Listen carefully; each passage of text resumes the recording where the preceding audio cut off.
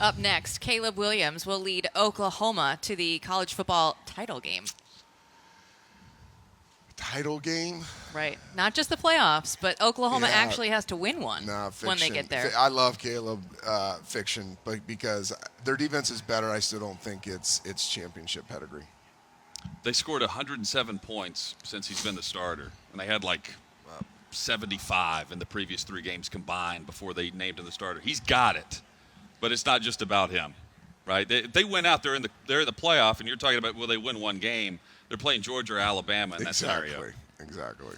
Fiction. It's still prove me wrong. It's Georgia and Bama. They're both going to find a way to meet each other in the national championship game, and they'll find a way to pair them opposite. Yep. Yes, they'll be. Yes. We'll get it. Lastly, Cincinnati deserves a playoff spot if they win out. Fact or fiction? This one's so hard for me. Deserves? My personal opinion. Fiction. They're really good, but they're not SEC good. There's too many other factors with this. Oklahoma remains unbeaten. Ohio State, I think, wins out from here on. I think they're the best team in the Big Ten. As I watch them play now, they're coming together. There's too many things, Chad, that go against Cincinnati when you come up with the 4 at the end. And especially if Alabama beats Georgia in Atlanta for the SEC title That's game. the one that I'm thinking at. And then again, there just has to be common sense. Who are the 4 best teams? Yeah. And listen, I can say this in this part of the country because I'm not from this part of the country. I'm a California kid, then Texas. I was a Pac-12 kid growing up, Pac-10 back then. SEC is a different league. It's just a different football. And if you argue against it, you're just showing your ignorance. They're bigger, they're stronger, they have more resources. Now you're going to find other schools that can fit into that. Your Clemson's, there's some ACC schools. You're going to find your outliers. But it's just, we do it. This is what we do. We study football ad nauseum.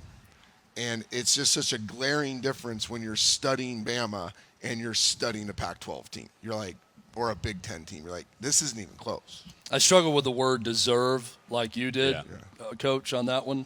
I'm going to say fact.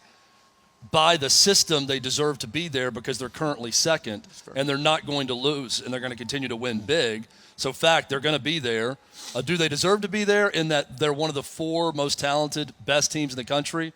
I'm saying fiction of that, but they're going to be there. So I'm saying fact. By the system in place, they deserve to be there. You went fact, fiction, fact. Yeah, that's really good. I cover my bases. Really I've got to make sure. He's not a lawyer, but I should have done more in that. I should have done more in that. ESPN, my Twitter wouldn't have blown up as much. There it is. That's a wrap on this week's Farmfolio Fact or Fiction. To learn more about farmland ownership, contact Farmfolio at farmfolio.net/clay. I mean, I don't know. You can take it to break if you want to, Trent, but I can still do that myself. I can take us to break. Trent Dilfer talks too much, goes on tangents, and got 3 hours of sleep. We'll be right back with more from him. OutKick the Tailgate. Stay with us. Hour number 3 up next.